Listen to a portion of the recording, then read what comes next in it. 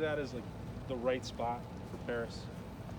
I don't know. I mean, because you'd like to think athletically, but at the same time, it's the quarterback's blind spot. And so it's really you need somebody who's going to be very. He's a tremendous athlete, tremendous upside.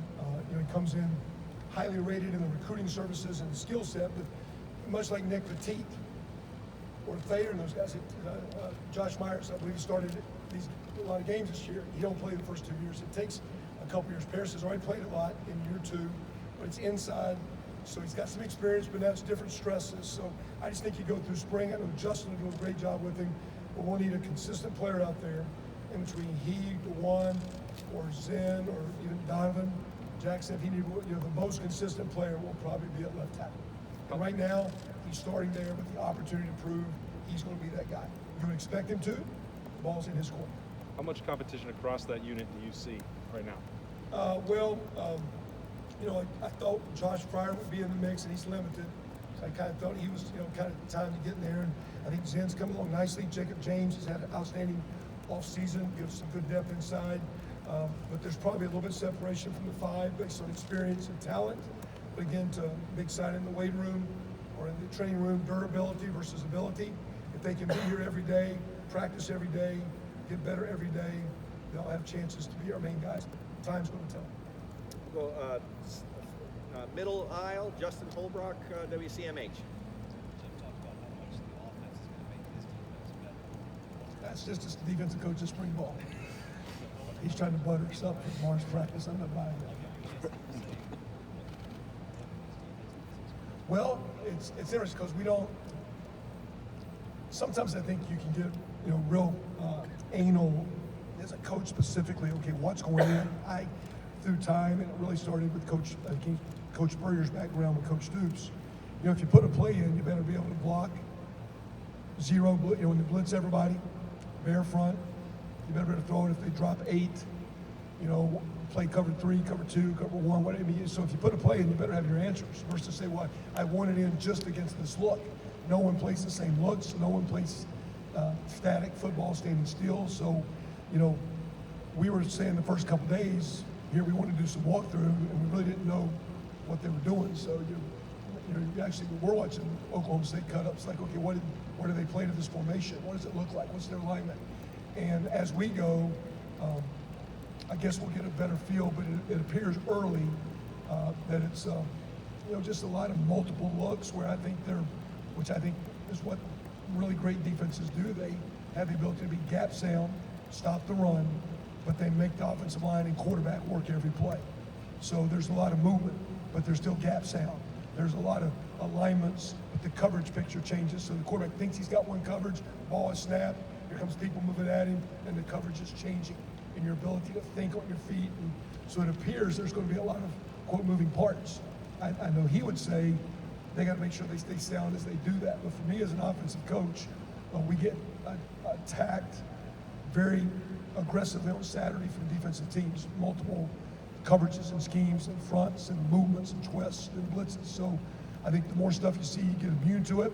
The more you stress the offensive line, the more you stress the quarterback in practice, the better Paris and those guys will become, and the better CJ and Kyle and Devin will become. So I'm looking forward to it. It looks like it's got a chance to, he's got a lot of tools in the toolbox, it looks like.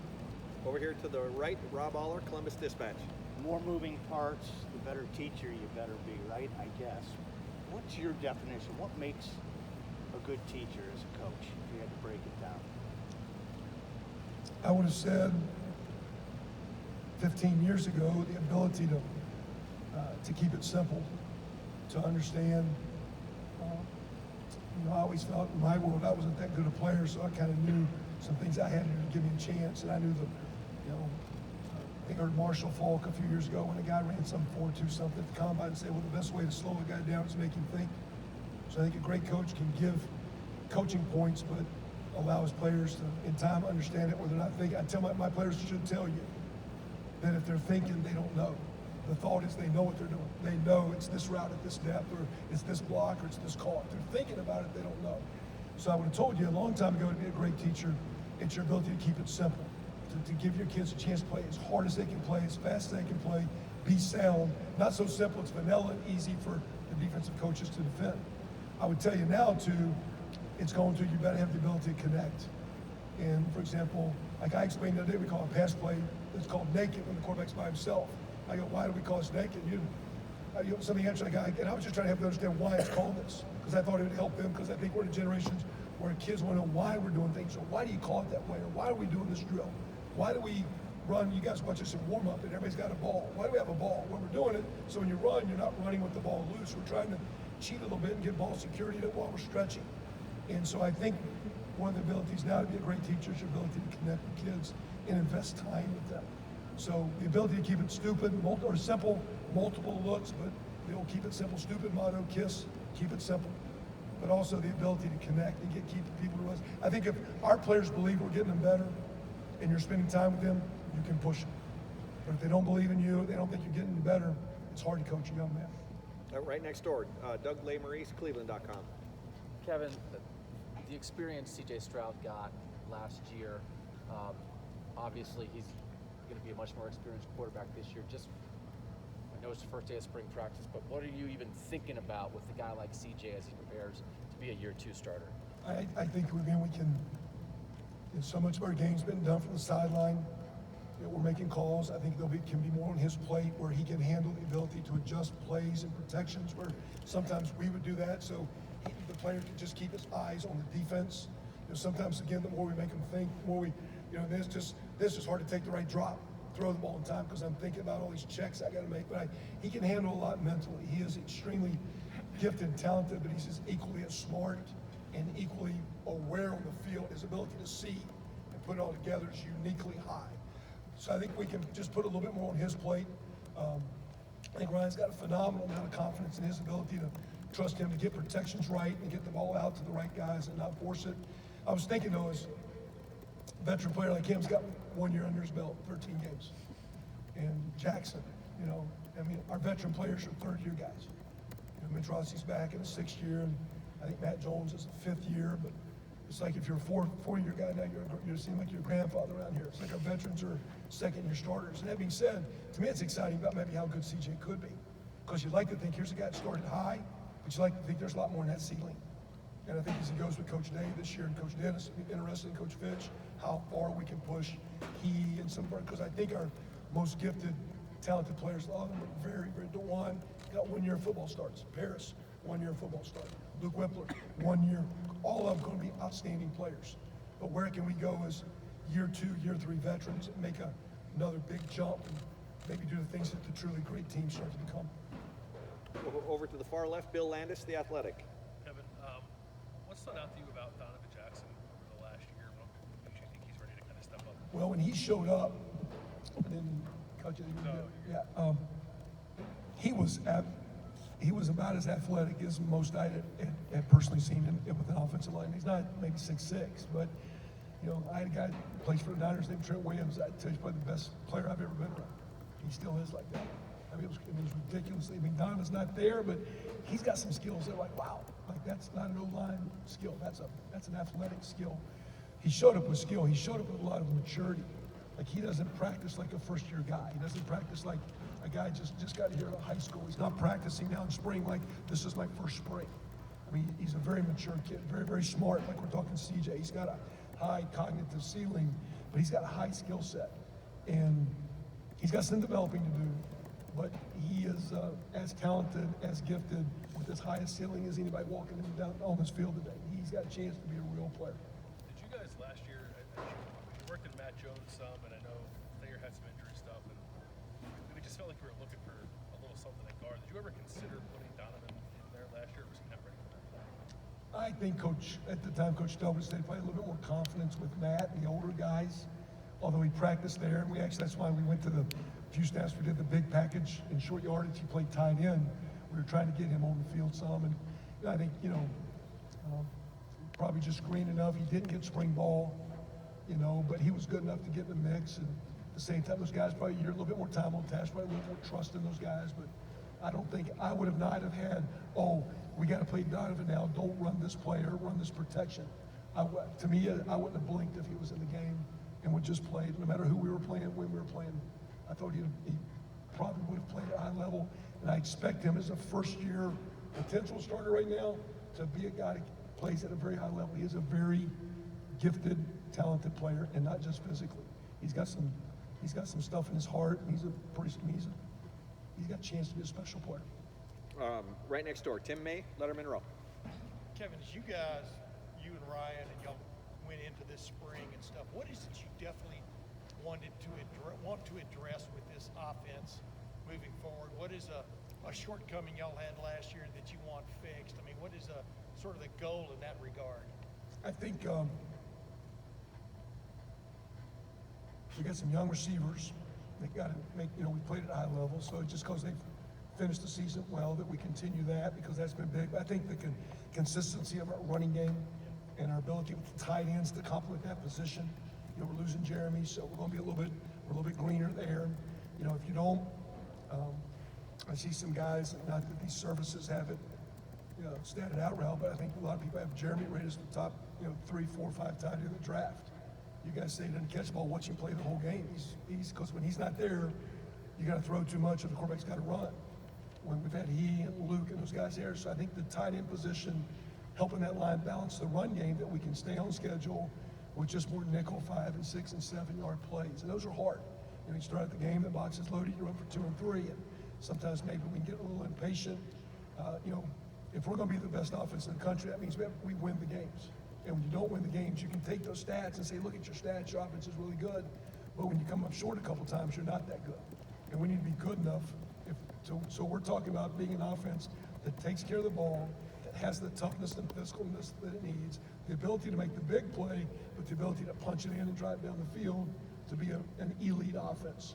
Right now, we're a good stat offense. But to be an elite offense, we got to be a little bit more consistent, a little bit more better pad level, a little bit more running through trash at running back, tight ends playing stronger.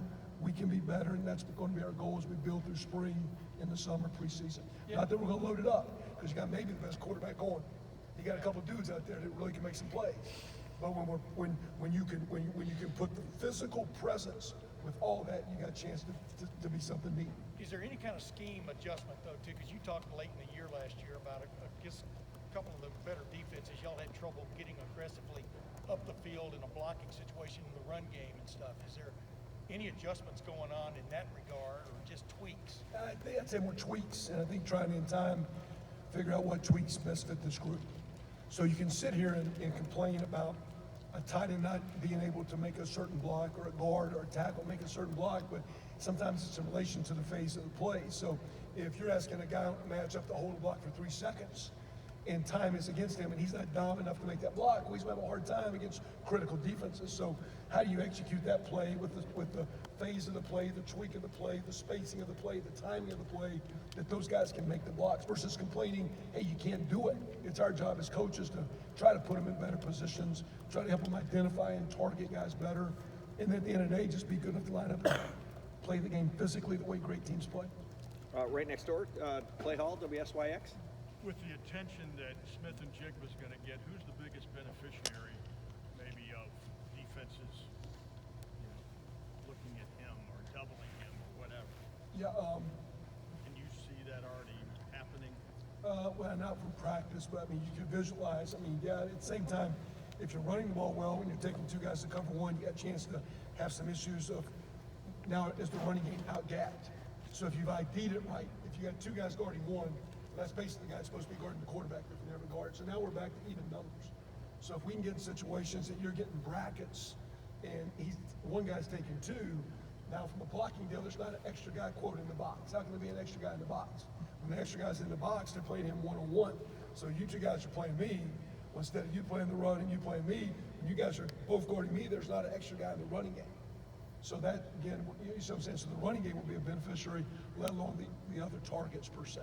And then, I mean, end of the day, Coach Day and Coach Hart will do everything we can to figure out a way, because that dude's got a way of getting open too. So we'll keep, we're just going to say, okay, we'll try our darndest. It's pretty good. Right next door, Bill Rabinowitz, Columbus Dispatch. Kevin, Ryan talked about the leadership that was missing last year. How much did you notice it, and what do you think of the progress? I noticed it in February, my first workouts with my position. I thought we were our attention to just number one, us doing our job at a high level. We were doing it good, but I just felt earlier, so the season I think went so late. We're back at it. You're back at it in your early workouts. Transitioning from off of COVID to in COVID, you got to be here every day when they're used to that. And just initially, I think we didn't do maybe as good a job as we needed to of getting our players in positions of setting the tone. I think Coach Day and Coach Mick tried very hard this year to not them set the tone.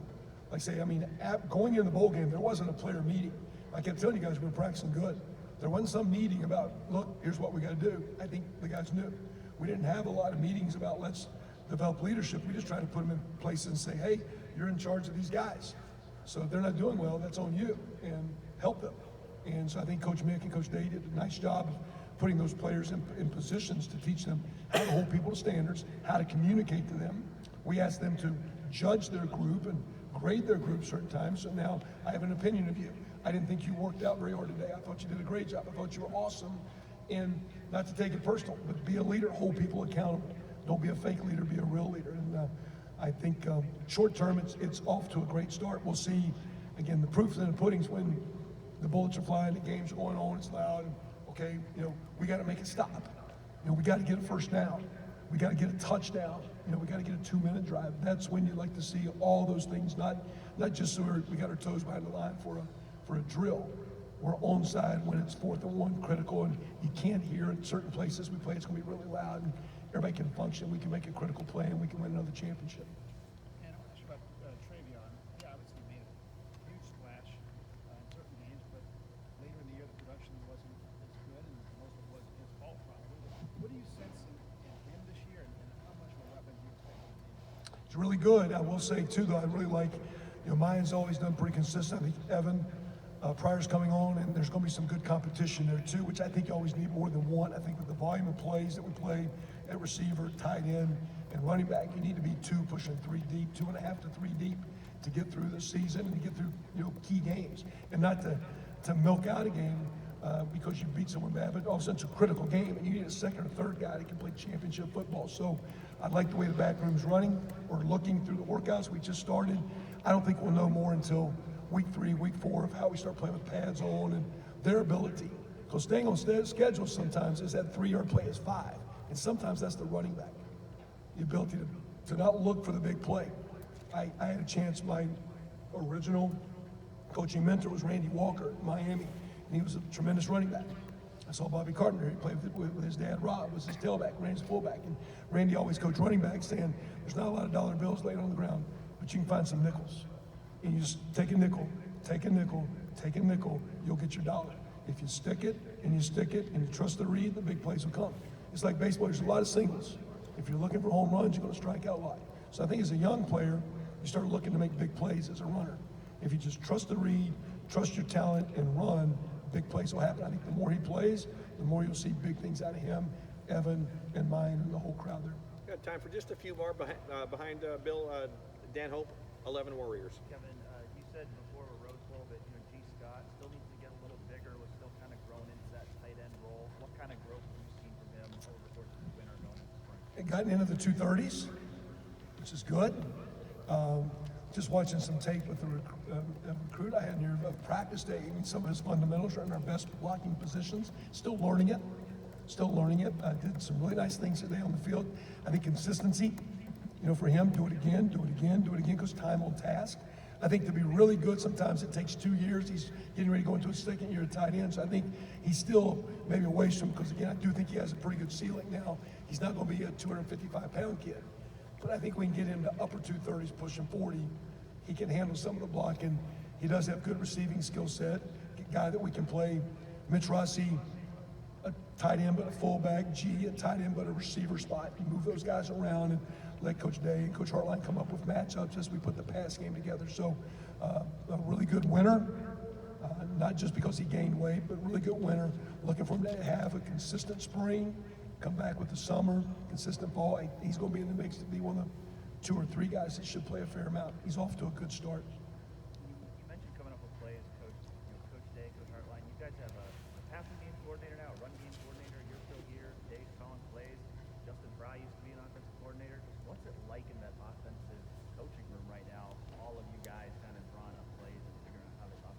Well, we're coordinated. No, it's, I mean, at the end of the day, I think we got, more than anything, I asked a couple of the young coaches, like, and he said, it goes, it's just interesting listening to everybody talk, you know, because it's just, you know, what do you see? I mean, I always saw football is a little bit, so like if you're over in again, I've got some things going over in that European area that's not, you know, kind of struggling with some countries, but just when you go, you didn't travel far, but it was a different language where you see things differently. Well, football's like that. I see things differently than Justin, although we're similar because we kind of have line guys. You know, Ryan sees things different than me. He's a quarterback. You know, Hart sees things from a receiver perspective. You know, Tony as a running back. You know, and so Corey is a quarterback guy. And so today, like we're doing center quarterback, and I made a comment to Corey after we did center quarterback. I said, hey, make sure you get a check count in next time because the center needs to hear that just to help him. Because we all just, so there's a lot of great communication. The key is, at the end, we're all on the same page. And here's what we want to try to emphasize and do. So we've always had a pretty good group. But when I came here with Coach Day, we were charged with Coach Meyer to make sure our group was cohesive and worked together. And we've been a very good offense the 5 years that me and Coach Day have been here. And I think our key is we've worked hard to work together and to figure out how things that we can block, things the quarterback can do, the routes we like, how to put together and score points, but we've always worked together. It's not been about your play, my play. It's what do we do? How do we do it? How do we work together? And our group right now is doing that as good as we've done. And we've done it, I think, very well for 5 things. One, we have great players, but I think our ability to work together, prepare together, put them in good, the way we practice, the way we teach, has been very solid. And I think right now maybe it's as good as it's been. And I think it's just a credit to, we got a bunch of titles and all those things, I guess, but at the end of the day, we got good coaches, and our job is to collectively work together to put a great product that our players and most importantly our fans deserve, and that's what we're doing. Over here, front row right, Joey Kaufman, Columbus Dispatch. Kevin, you talked a little bit about G earlier. Are there other guys at tight end you're looking at this spring, especially with Mitch being out, to kind of take on? Joe's done well now. I think Joe's kind of on that verge of 2 years, and he's kind of knocking on the door. It's kind of nice to see if he can swing through. And between he and G, are two kind of primary Y flex guys. Sam Hart, a little bit of a bigger guy that flexes, but more of an inline player. And then Bennett Christian that we signed early. And he had a little ankle injury right when he got here that he's now practicing, but he'll be full go after spring break. So those two guys will be like kind of the big guys. And then we got little Herb Street up there playing a little fullback with Patrick Gerd and Mitch. We got a couple, 3 guys we call the H-back, fullback. We got guys like G and Joe that can be H-back, split out guys. And we got guys like Bennett, and we got guys like Sam that are Y guys that we can flex out. So we got about 6. It'll be interesting. We'll play to the strength. I think last year's the best year since I've been here. We played to Mitch Rossi's strength. We played to Cade Stover's strengths. I think we'll keep doing that with these guys. But I think we'll need to go through some padded practice to see but the better, not because I coach them, I'm just telling you, the better the tight end position does, the greater the offense can be, because we take stress off the O-line, we take stress off the run game, we take stress off the quarterback. And when we're not there, and it's 4 wide, they know you're throwing teeing off your rush, or they know the quarterback's got to run or RPO, you're much easier to defend.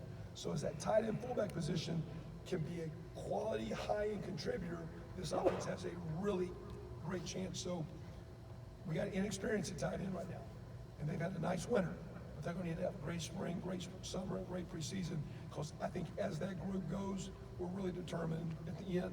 A lot of guys will get more credit, but their ability to do their job will make us complete, or we'll knock on the door. And wanted to ask about Jackson Smith and Jigbo as well. Ryan mentioned that he obviously played slot last year, could play some slot, could play some outside. Where do you see him kind of moving forward in year 2 for him? Well, I mean, you know, if you play 2 tight ends, but they got to be playing well, because you know, you're taking Marvin off the field, you're taking Emek off the field, you're taking Julian off the field. So if you play 2 tight ends, that's a great chance to get him outside. That's all. We've always done that when we went 12. Who's the next 2 guys? So that's always an easy way to get Jackson outside for playing 12. But we're going to play 12 when 12's good. And if 12's not good, we're in 11. If 11's not good, we're in 10. You know, the more we can get some 11 and 12, I think the better our team is. So that's a chance to get him. I think right now, we really like the way Jaden Ballard's come on. He's had a nice offseason. He's knocking on doors, starting to show flashes. We got some young players. I think we stayed initially with Jackson inside. He played a couple plays today outside. It's not stressful for him mentally or physically to do. I think we just start there and see where it goes. Trust Coach Hart and Coach Day. And if there's a lot of 12, you see him outside more. If there's not a lot of 12, he's probably inside most of the time. But there's been a lot of times, I don't know if you noticed this, but we'll take the inside player and just put him outside. And maybe we'll leave him, we'll motion him back in. I mean, those guys move around, and Hart teaches them basically concepts so they all can play multiple spots. It's not very hard. And final questions, front row here, Nathan Baird, Cleveland.com. We were told Harry Miller is out for the spring, at least in terms of like actual practice reps. Do you still envision him competing in the preseason for a bigger role, and would that be at any of the interior spots? Just I guess. Yeah, he would be inside, and again, timeline and those things. I mean, but if Harry. I mean, to me, the difference between center and guard, center's got to handle the ball, maybe make a few calls, but his skill set and size fits those three spots. So, when he's back, he'd be whether it be the center spot or the guards. I think right now, Jacob James has came on at center.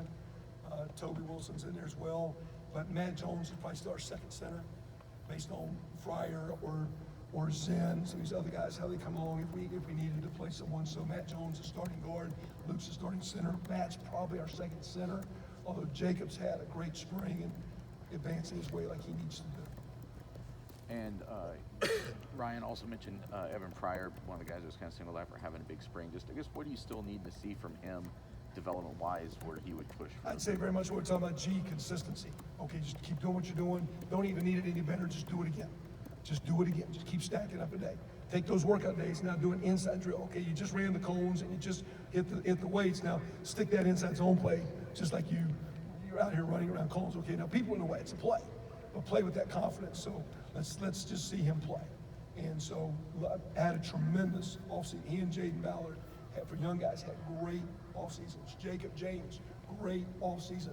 That's what young players need to do to become players that we need to help us out. And looking forward to see what those guys can do. So if he will stay healthy, stay consistent, he's got a chance to have a nice big role with the offense this year. Great.